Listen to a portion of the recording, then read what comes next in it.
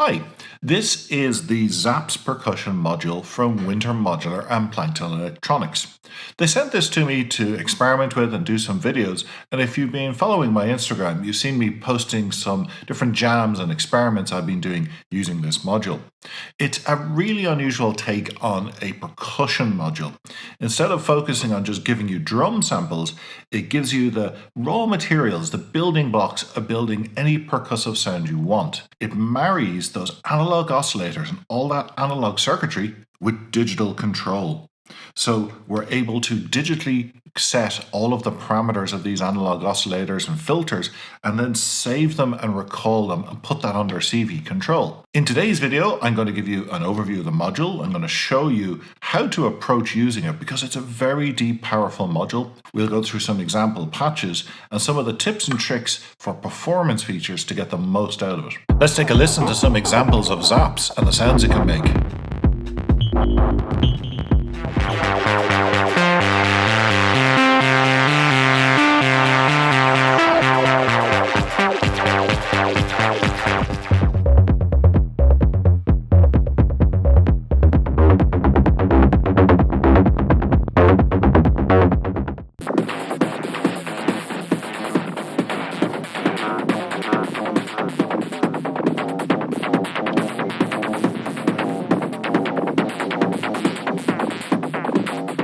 I cover a lot in today's video, so if you want to jump around to different sections, here are the timestamps for all of the different chapters. Or you can use the chapter feature on YouTube down below. So let's get started. Let's take a quick tour of the user interface to get to grips with how Zaps works. And it's actually a very playable module, and that's thanks to this bank of faders, these buttons, and the control knobs. Everything you need to actually control the module is pretty much sitting right here on the panel. You'll notice the knobs and the faders have white text and orange text. The white text is accessed when you're in the white layer mode, and the orange text, you press this layer button, and now we access the orange text. So for example, when I'm in layer mode and the LED is illuminated, I can change the waveform here for oscillator 1. It's nice here that it's chromatically tuned, and these are self-tuning oscillators. You don't need to worry about tuning them. They'll always stay in tune. I haven't had any issue with these things going out of tune. So the interface is broken down into the sliders and the control buttons. The sliders control the different parameters of the oscillator. So here, for example, we control the pitch envelope and how much of the envelope 1 is sent in to the pitch of oscillator 1. And the same here for oscillator 2. We can control the envelopes for the attack and release. They are attack hold release envelopes. You have a hold control here. These controls allow us to control the amplitude modulation of oscillator 1 by oscillator 2, the frequency modulation, and then the cross modulation where both oscillators modulate each other. We've got two mixers here to bring in the different amounts of oscillator 1 and 2, so you could bring them both in or a mix of them. And then this random control here allows you to add a degree of randomness to parameters, so to kind of change up the sound every time it's triggered. We'll get to that later on in the video. So this is how you build your sound, these controls here along with these knobs. The buttons here are the digital side of the module, if you will. These allow you to control where the sounds are stored and different parameters on them. The way that Zaps works is it's organized into projects, which are composed of banks of sounds, each of which have slots. So we have a project contains 12 banks, and you access each bank by pressing a button here. So if we're in bank mode, you see here the screen says bank. We're choosing bank 4, bank 12, bank 1. Now we're in bank 12, and if you see here on the screen, it says 12, and that indicates we're on bank 12. Then as you jump around, this is the slot you're editing. So this slot here, the first number is the slot you're editing. So now we're editing slot 10 of bank 12. And now we're editing slot 1 of bank 12. Now if I press bank and press 1, I'm back to editing slot 1 of bank 1. Now you can craft a sound and store it into multiple slots. Each slot could have the same sound and you could just randomize them, or you could have a different sound in each slot. And it's really up to you depending on how you want to use the module. Creating sounds, storing them in slots, okay, that's fine. The real power here is you can then sequence these slots. So when a trigger comes in, you're able to fire off a sound, but then you're able to put that under CV control and jump to a different slot, or have it randomly jump around slots, or have it iterate through slots.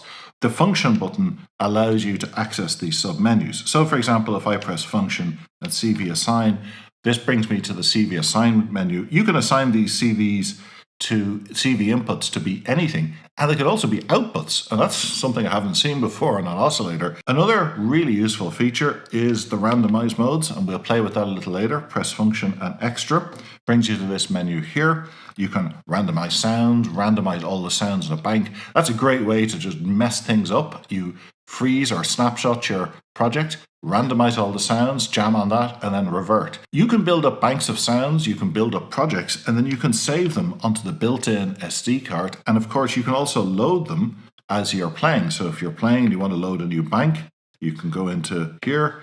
And for example, I can go into my synth-voice folder, and here's some sound banks I had built earlier on. Okay, so that's enough of an overview. The best way to experience this module is to patch it up, and let's get some sounds coming out of it.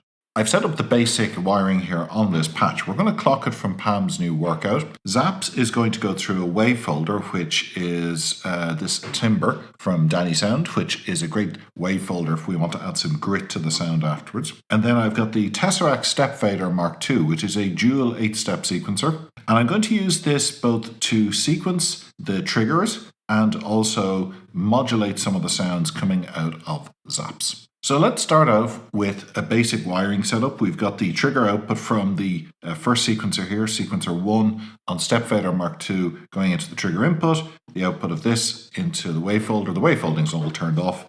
I have a sound selected here on bank 1. Let's hit play.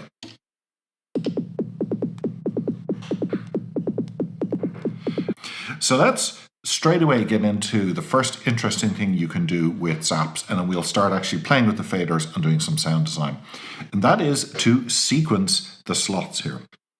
So I'm going to patch in the output of the sequencer CV output into CV2 here, which is currently mapped to slot. So basically the CV voltage coming from here will select one of these slots. So if I do this, and I bring up the voltage coming out of the sequencer, you now can hear, and you can see here, the lights jumping around all over the place because we're moving between all the different slots. Now we're into something a little bit more rhythmical, and what I'm going to do is I'm just going to patch in the kick-all into this channel here so we get a bit of a beat. Turn up the wave folder. Okay, so now we have a little bit of a groove going. I like it. Let's keep this going. What can we do with this? We can start playing around with the sounds. Let's talk a little bit about how sound design works here. First of all, you select one of the slots to edit by pressing one of these buttons. When we're in this mode, you're editing and listening to the sound. If we're in this mode, remember, we are selecting which bank of sounds. Now, you might have noticed there that both LEDs were on, and that was because the CV coming in here was selecting a different slot. So if I was sequencing the module here, you'll see the LED jumping around. I'm still editing slot 12, which you'll see here. Slot 12 of bank 1 is my edit position. And the play little symbol here up the top shows you which slot is currently being triggered. So you can be busy editing away down here on slot 12 while playing something else. Now let's look at how you would edit an individual sound in a slot. So I've just chosen slot number 1 in bank 1 here, and I've disconnected this sequencing from the step fader. So we're just going to be triggering the slot. I've also just disconnected the kick drum. So we're just going to listen. This is now what the sound sounds like. We could adjust the envelope for it. It's very long, much shorter and pluckier. You can send an envelope into the pitch amount, much as you would do if you were synthesizing a kick drum.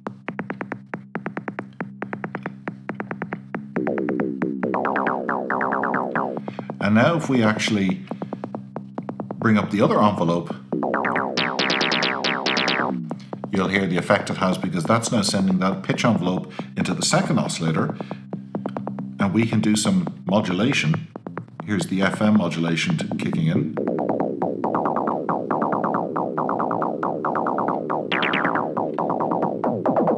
And in this case, the VCO2, the second oscillator, is modulating the first oscillator, and we're controlling the amount of modulation using this FM slider. So naturally, the position of these faders here for the envelopes for VCO1 and 2 are going to dramatically change the sound.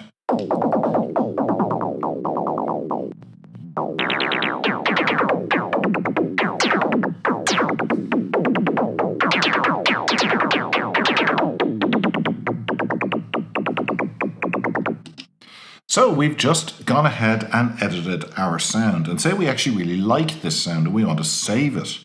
To save a sound to use later, we can use the File menu, so press Function and File, scroll down here to Sound, and I could go Save As, and now we're going to save. We can create a folder on the SD card, or we have all these sounds that are already there, and this is just saving a sound. And what you can do with that then is, if you wanted to build a different bank of sounds, you could load them into different slots, or you could load the same sound into each slot and sequence between it.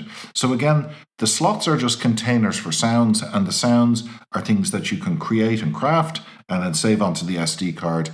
In the spirit of very silly names for things, I just typed in a load of letters, we click OK, and now that sound has been saved on the SD card, and the SD card's at the back of the module. When you take the module out, you can remove it.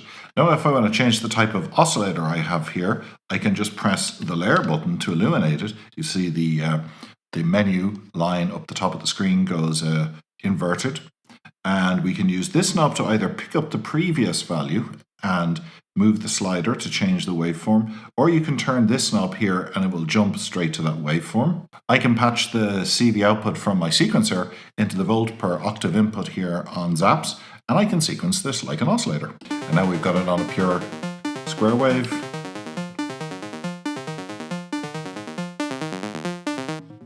You see, we can go through the different waveforms and take a listen. Adjust the pulse width.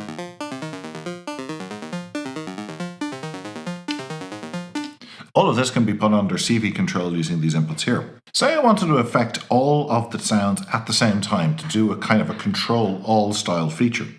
If I press Function and Edit Group, I'm now able to edit all of the sounds and change the same parameter on each of them. So for example, if I wanted to increase the release time on all of the sounds in the bank as I sequence it, I could go into this mode, start increasing the release time, bring up the FM amount.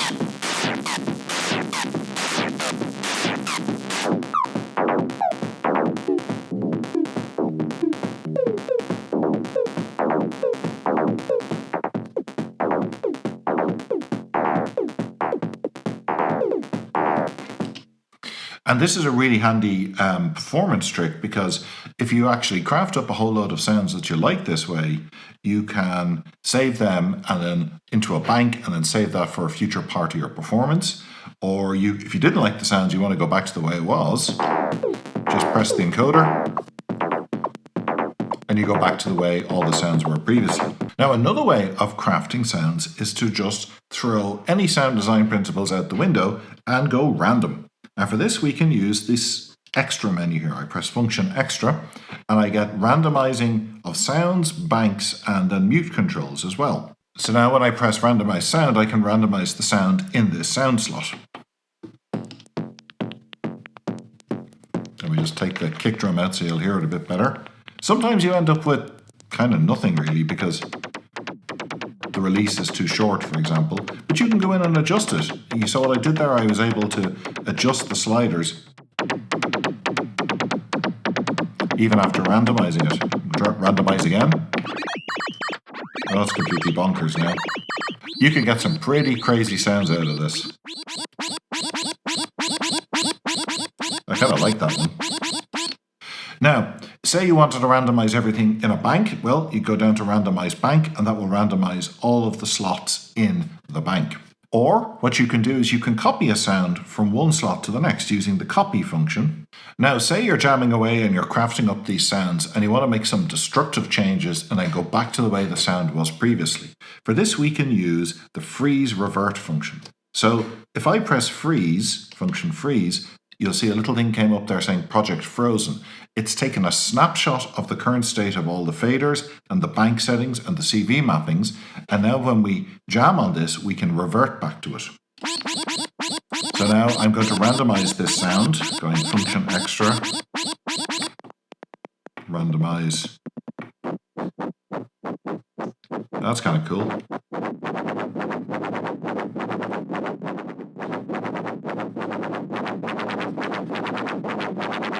Now I want to go back to the way it was. I go function revert. And we're back to the way we were before I made those changes. So you can make all sorts of crazy changes to a sound as you're jamming away and then revert back to the previous state you were in. Just like on the Electron boxes, for example, you're able to do a snapshot and then fall back to undo all the changes. Just as you are able to load and save sounds, you can of course load and save banks by pressing function file, go down to bank, and we can go to load, and here I'm in a folder of pre-configured banks of sounds, and these are 12 sounds, each of which are loaded into the 12 slots here, and we can load back up this one, which will overwrite the current bank, and that's now loaded into bank 1. Turn off the wave folder there so you can actually hear it. And again, we can go in, we can do a freeze, go into edit all mode,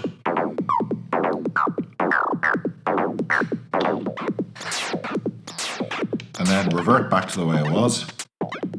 Let's explore some more of the modulation capabilities and sound design capabilities it has by looking at how the CV input-output layer works here. And this is one of the best implementations I've seen of mapping CV controls from elsewhere in your patch into the internals of the module. Okay, now let's talk about how the CV assignment works, and I'm going to use an example of a sound that we might want to modulate using external CV to explain how you can actually map these inputs here onto any of the parameters you want in the module. So first of all, when you get Zaps, you'll see that it has 6 CV inputs. Now these are predefined on most of the default banks to take the accent, the slot selector, volt per octave, randomization amount, the envelope release, and an alt parameter which can be mapped onto various things. But you can remap these to be absolutely anything you want. And the only things that are fixed here is the trigger comes in here and the sound comes out there, and that's it. Everything else can be completely remapped. Now let's look at how we can use CV assignment to change the sound by sequencing using the second sequencer here on step fader, some of the parameters on this sound. As you can hear, there is a oscillator 1, which is a sine wave with a very short envelope, and then there is a noise oscillator used on oscillator 2. Oscillator 2 has a noise oscillator because you can use that to create percussive sounds like hi-hats or snares. We want to modulate that mix a little bit so that we get a different type of sound added in. We're also going to modulate the release of envelope 2, which will change every time we step through the sequence. So let's look at how we can do that. First of all, I'm going to patch the output of sequencer 1 into the volt per octave input. And so this is what we're going to sound like without any other modulation. A nice groove, but there's not much movement in the sound. So let's go ahead and use sequencer 2 now, and we're going to patch the output of sequencer 2 into the envelope release, and this is on CV5. Now let's go in and take a look at CV assign, and I'm going to click to select CV5, and it's marked as an input with a 5-volt range, and it's set to release for envelope 2. And now, as you can see, if I maybe reduce the range generated by the sequencer here, the second sequencer on step fader using the slider, I might just slow it down a little bit.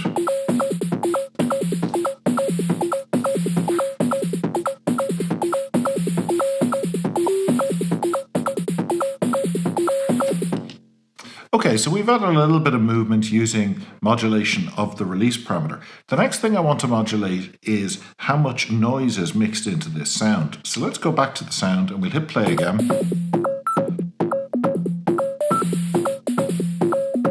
So I can adjust this mix2 parameter by the slider. Let's say I wanted to put that under CV control, and I'm going to use CV1 for that.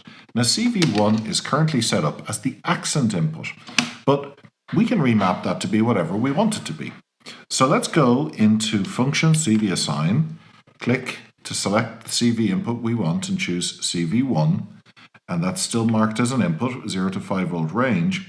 And now we're going to scroll down to the control, which allows you to choose the destination of the modulation amount. Press to select it, and you see now it's on FM, and I'm going to change it to be mix2, which corresponds to this parameter here. I want it to apply to all slots in this case, so I'll just say slot all. There's no attenuation, it's set to 0, and we don't need to worry about any of the bank changes. So if I bring this down to 0, we're going to add this CV value to it. So it goes from 0 to 5 volts here as I go X direction here on planar.